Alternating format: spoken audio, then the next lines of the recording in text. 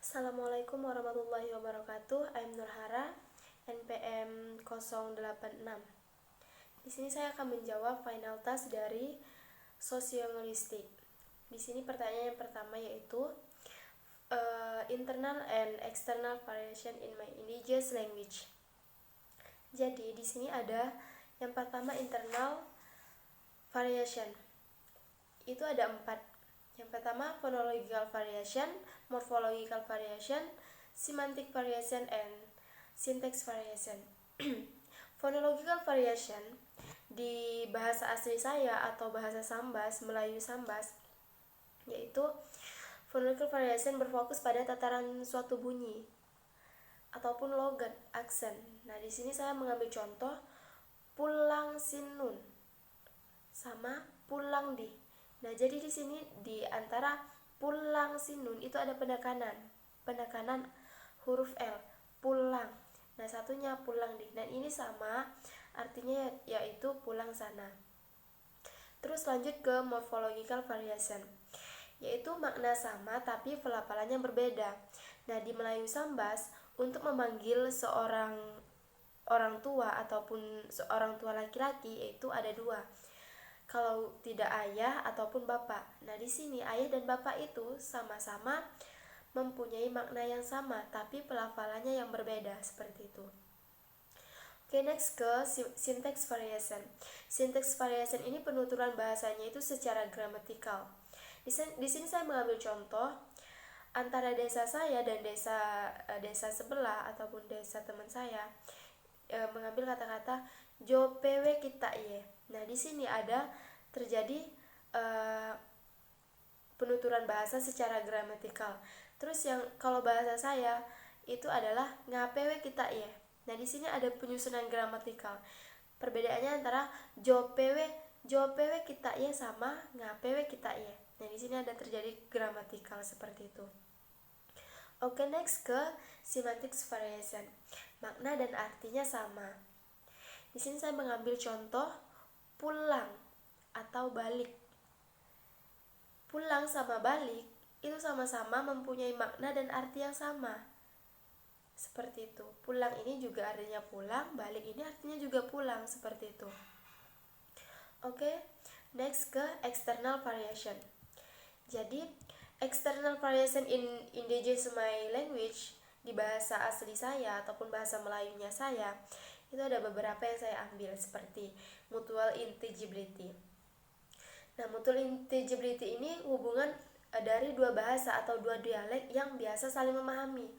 Misalnya, tetapi mereka itu saling memahami, misalnya seperti Melayu Sambas.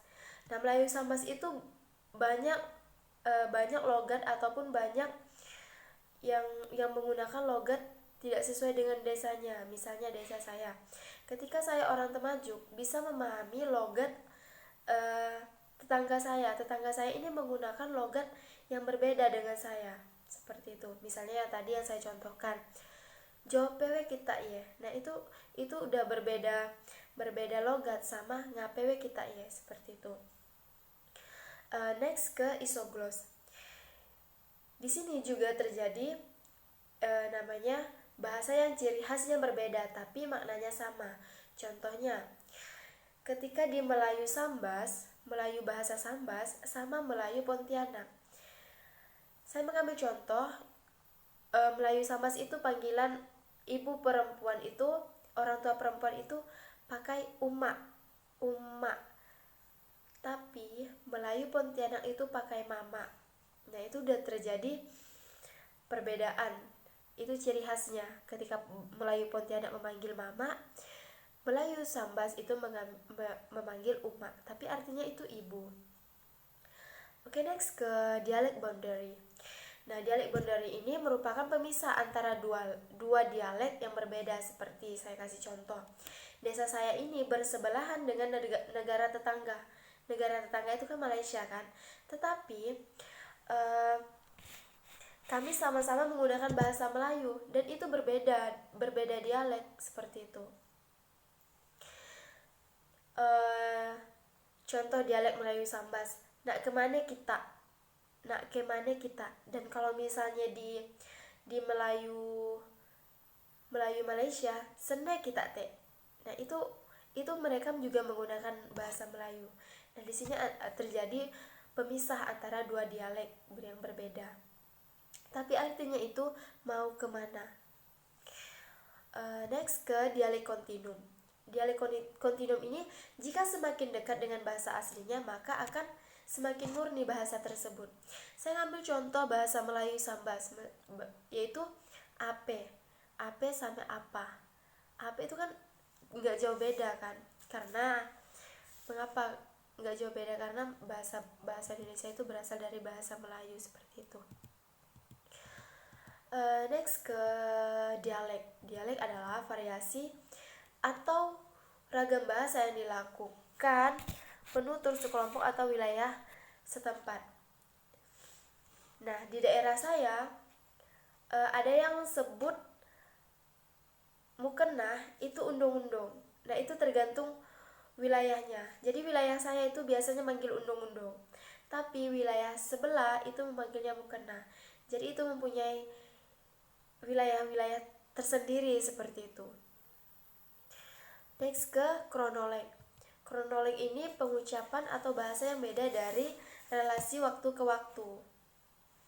Misalnya di desa saya sekarang karena udah pendatangnya zaman dan banyaknya pemuda-pemuda yang udah menikah, sehingga memanggil nama ibu itu tidak lagi menggunakan uma, tapi udah bisa menggunakan kata mama ataupun umi. Udah ada yang menggunakan seperti itu. Itu karena adanya terjadinya relasi waktu seperti itu.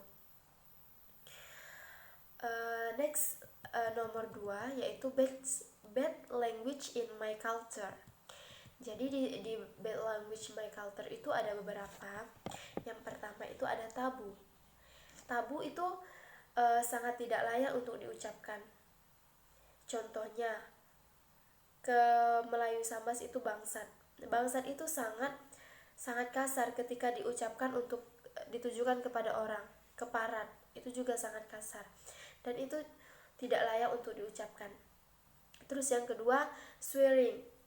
Swearing itu mengumpat saat marah. Jadi ketika orang tuanya marah misalnya ke anaknya, itu contohnya babalinyan kau, bodoh inyan kau, itu salah satu swearing. Perkataannya tidak perlu kita ungkapkan ketika marah. Nah, itu yang bad language in my culture seperti itu. Lanjut ke vulgar. Vulgar ini makian tanpa mikir panjang. Jadi makian seperti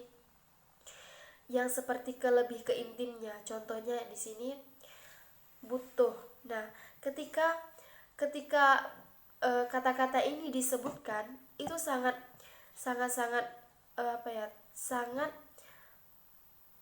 dianggap kotor sekali di penduduknya saya. Itu punya laki-laki, sedangkan punya perempuan itu pepek. Nah, itu sangat tidak lazim untuk disampaikan. Lanjut ke cursing. Cursing itu makin berupa kutukan. Biasa banyak teman-teman yang seumuran itu mereka bicara asu kau. Asu itu artinya anjing kau. Tai itu tai. Kalau misalnya udah tai, yaitu untuk otomatis kotor kan. Jadi itu hal-hal yang tidak perlu untuk diucapkan. Tetapi di desa saya ataupun di bahasa saya itu masih bisa diucapkan. Karena mereka menganggap itu hal-hal yang seperti biasa. Dan sebenarnya hal seperti ini yang harus kita hilangkan. Terus lanjut ke epiosmen. Makian halus. Contohnya agi ya kerjakan kalau ada gimana kejadian-kejadiannya. Nah, itu tentunya makin yang halus. Mereka tuh menyindir ataupun mengatakan jangan sampai kamu tuh harus melakukan itu, nanti jatuh apa segala macam seperti itu. Oke, lanjut ke nomor 3. Analyze Doraemon movie in terms of. Yang pertama, cooperative principle. Nah, di cooperative principle itu ada 4. Yang pertama, maximum quality, maximum quantity, maximum relevant, and maximum manner. Jadi setelah saya analisis di film Doraemon ini, itu ada maximum of quality. Yang pertama, di menit 0.33 itu ada mengatakan, I'm afraid we lost the beat on that new house we love so much. It was the perfect home for us. Iya, jadi di situ ada menit 0.33. Nah, di situ bahwa maximum quality ini memberikan informasi yang benar ataupun percakapan bahwa yang dikatakan benar dan sudah dirasakan atau dilihat. Contohnya yang kedua itu, this is a place super high di 2.19, seperti itu. Jadi dia mengatakan yang sebenarnya bahwa tempat itu sangat berantakan. Terus lanjut ke maximum of quantity. Maximum of quantity itu memberikan informasi sesuai kebutuhan dan tidak bertele-tele. Di sini saya menemukan di menit 17.56 detik. Nah, di sini dia mengatakan, it is possible to get a tour. Yeah, of course, thank you. Nah, di sini dia mengatakan, ya udah secepatnya, ya benar, thank you. Nah, itu dia tidak bertele-tele seperti itu. Next ke maximum relevan. Maximum relevan ini adalah penutur memberikan informasi yang relevan sehingga penutur dan pendengar melakukan kerjasama dengan baik. Contohnya di sini, halo, can anybody hear me? Nobby menjawab, I'm here, is Lotte. Jadi Nobby itu berada di Lotte, seperti itu. Next ke maximum of manner. Di sini saya menemukan di 6.20 detik. 6 menit di 20 detik. Yang pertama, percakapannya adalah mom and dad goes what we can usually buy. Terus yang dijawabnya, what do you mean by what? A Germany castle. Nah, di situ itu maximum of manner. Maximum of manner itu memberikan informasi yang tidak bersifat ambigu ataupun yang bersifat langsung, seperti itu. Next ke analisis dari maxim violence. Nah, ketika maxim dilanggar oleh penutur, maka akan muncul yang namanya implicature. Yang dimaksud implicature di sini adalah makna yang tersembunyi atau hidden message. Nah, di sini saya menemukan yang pertama di 6.29. It is little bit rundown. Bangunan yang sudah tua dan tidak terawat. Jadi dia tuh melihat secara langsung. Dan itu emang benar-benar terjadi. Seperti itu. Terus yang kedua di 18.10. Yang pertama, dog cried. Jawabannya, they are coming so count Jesus back. Terus yang nomor 3, analisis nomor 3 di 21.05. You have a big heart.